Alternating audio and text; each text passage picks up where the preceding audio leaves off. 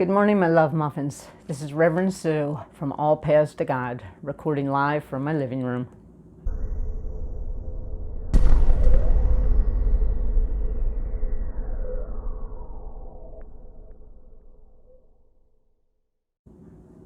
Know the truth? I heard you, and the truth shall set us free.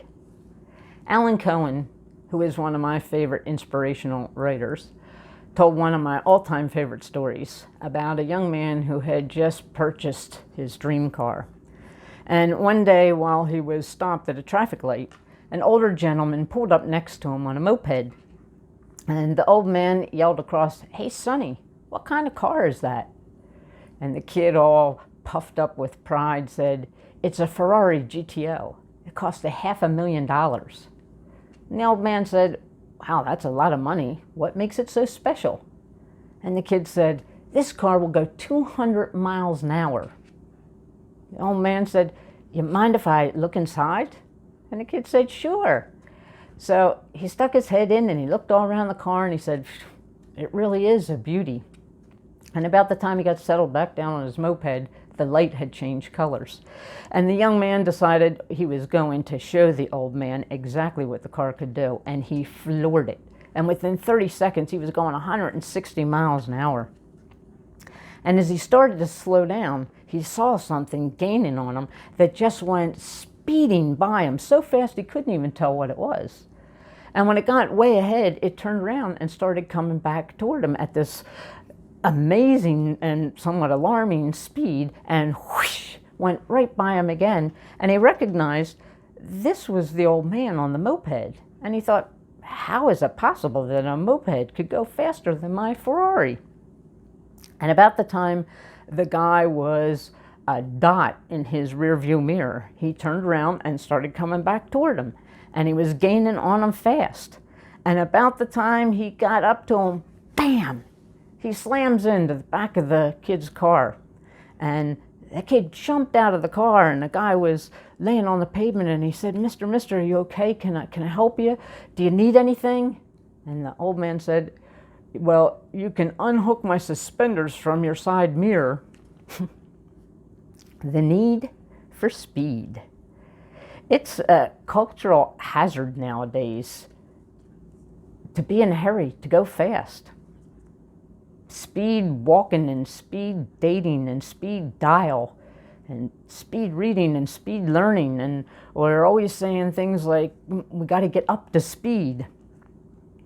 I used to work with emotionally disturbed children in a residential center, and I used to have one kid that would frequently run away, and we would always find him down by the road running along the side of the road because he was trying to reach warp speed so he would gain special powers. He apparently watched a cartoon, the Thundercats, and that's the way they got their special powers. Well, we're in such a hurry so often that it's as if we think the faster we do something, that somehow there'll be some special pleasure or some special power in it. But it really seems that what it creates is some unnecessary misery for us. We've gotten to be very impatient. We don't like waiting for anybody at all. Have you ever sent somebody a text message and then you're waiting for them to answer, like right away? And if they don't answer in like a minute, you start texting them back, "Hello? Are you there?"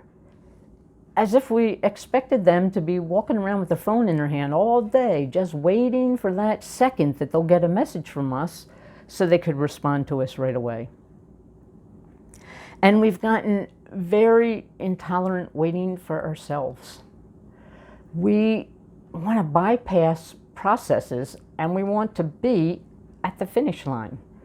We have very little tolerance for learning curves and for developing skills or abilities. We just want to be competent before we've even gone through a process of learning. And this has become very apparent over these last 6-7 months with the COVID virus and the impact it's had on our society. Everything is different. Everything is new. Everything is unfamiliar. There's new rules and new procedures and new expectations, and yet we want everything to be ironed out and to be familiar now.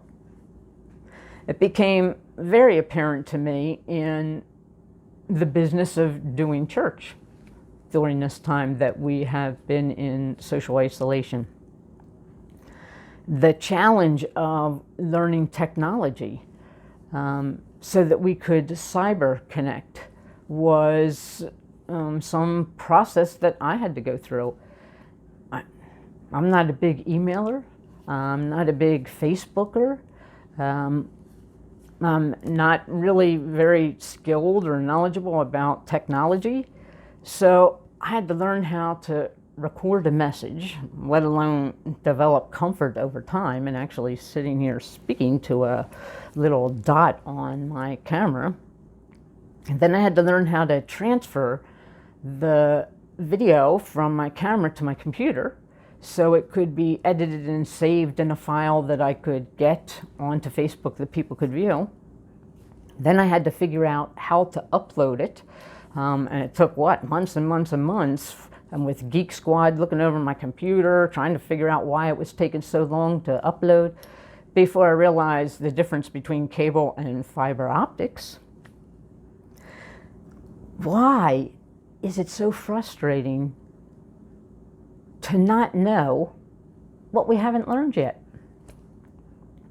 We've just recently decided to start a YouTube channel, which, by the way, we have. It's in its infancy, but you can reach it by going on YouTube and putting in All Paths to God, all one word, all small letters, no spaces in between it, and you'll reach it.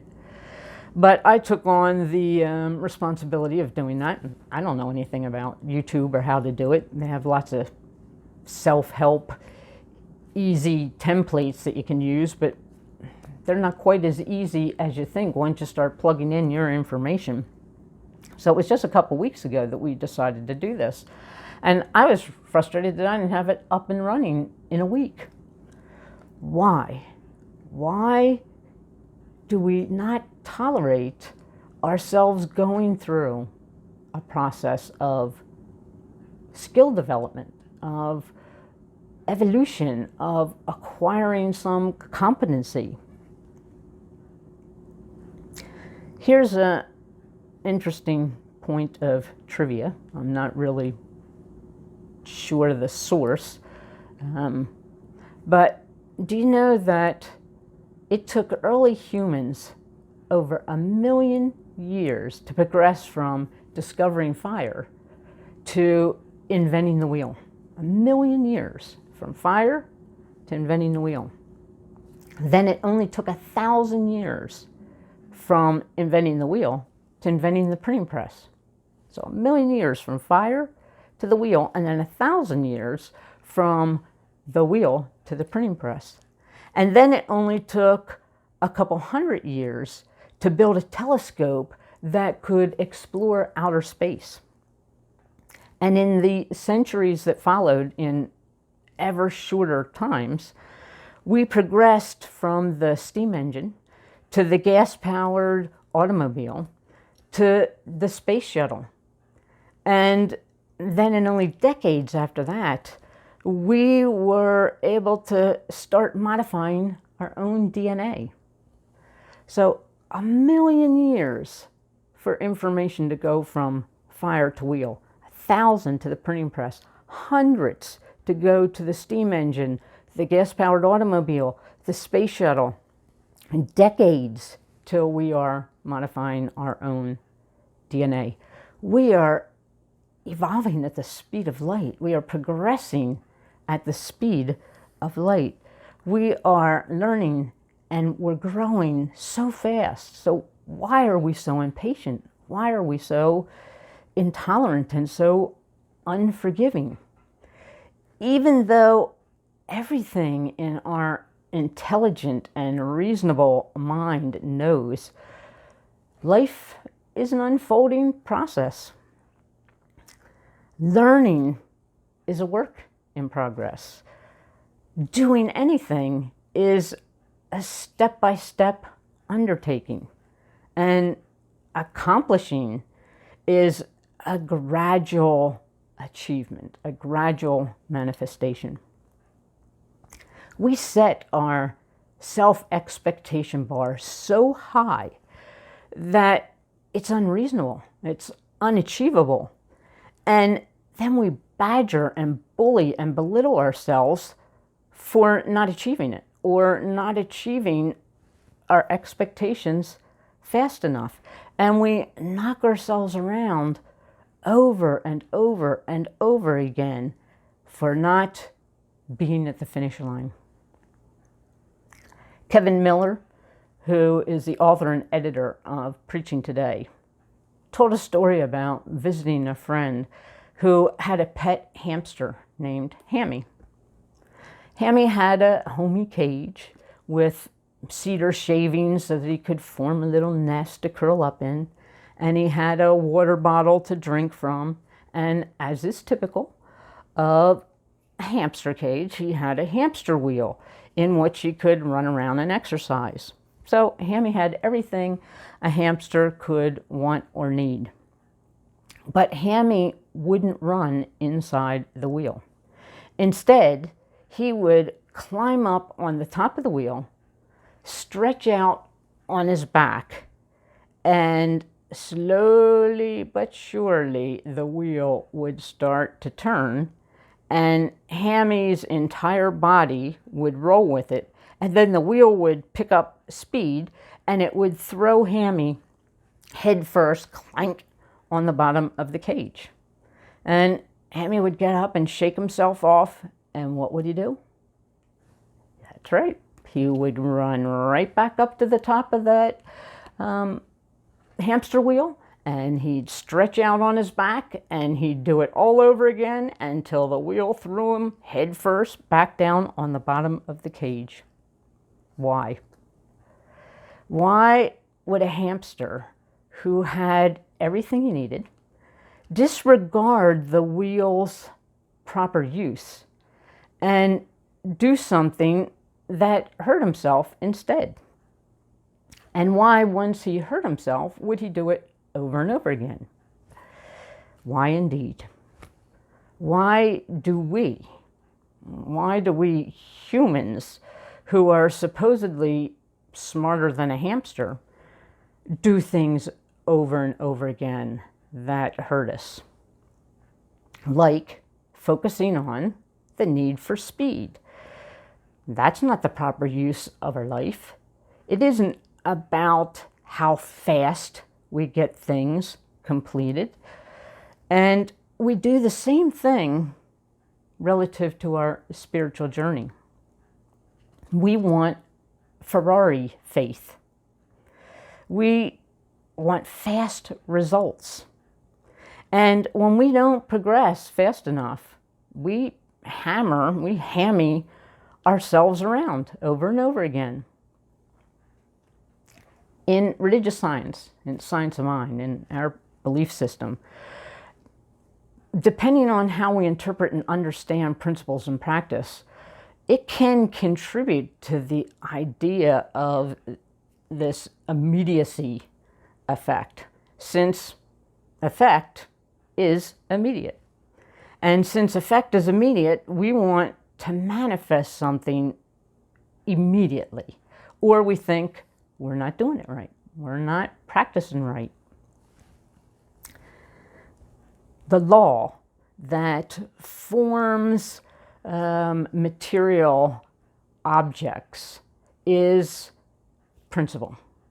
It is immediate. It has an instantaneous match to our vibrational energies.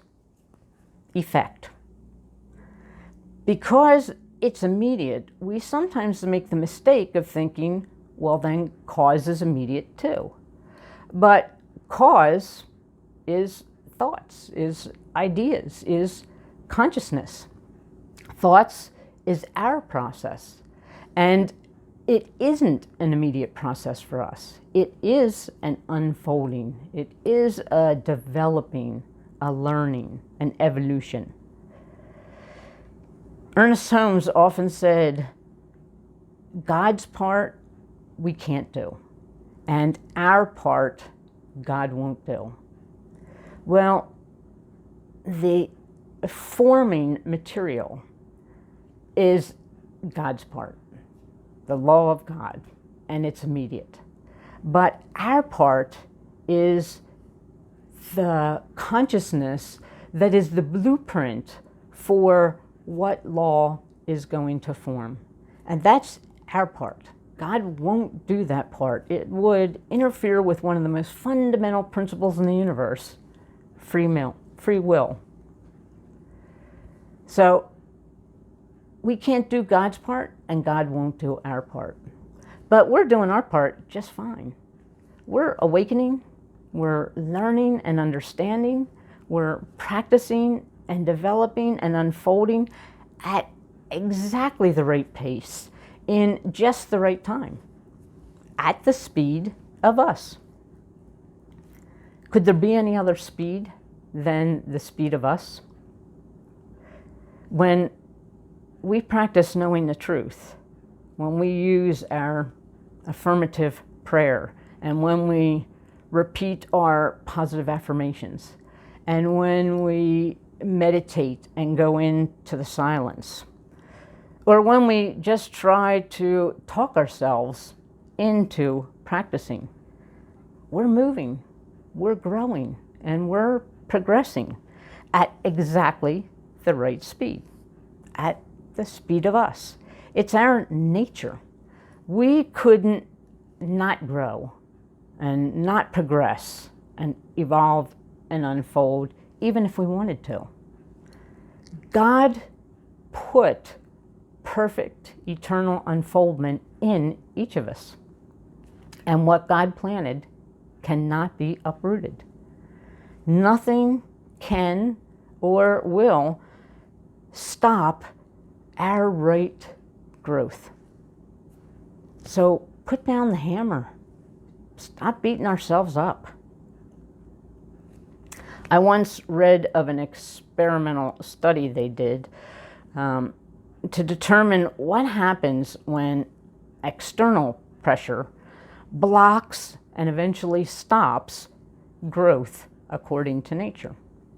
So they used the expansive force of a growing plant for the experiment, in particular a squash, because of how rapidly and large they grow.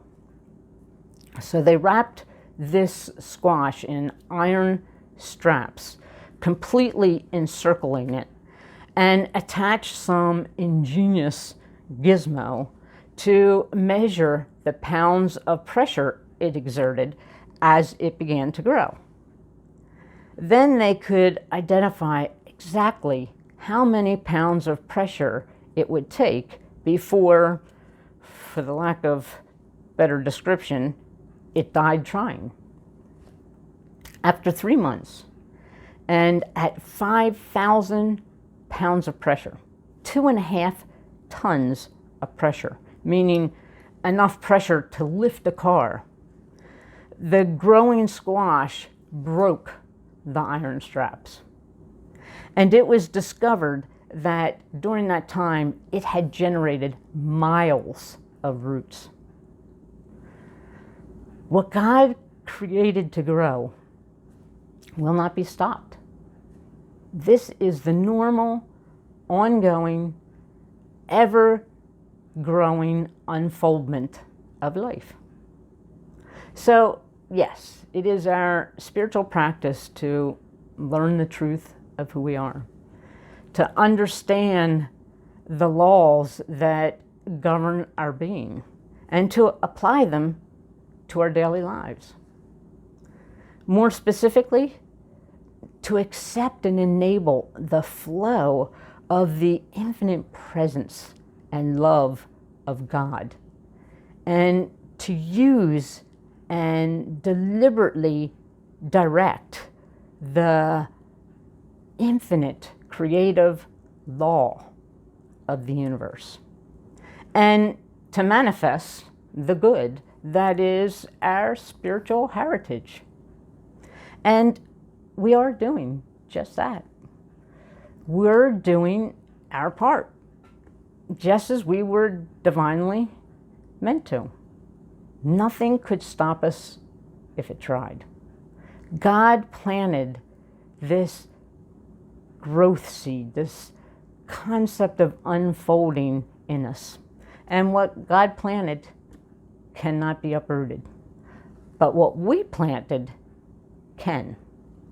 So where we so firmly planted this need for speed and awaiting and impatient and intolerant hammer to belittle us and beat us up because we're not doing things fast enough, where we planted that idea, we can plant something else, something better.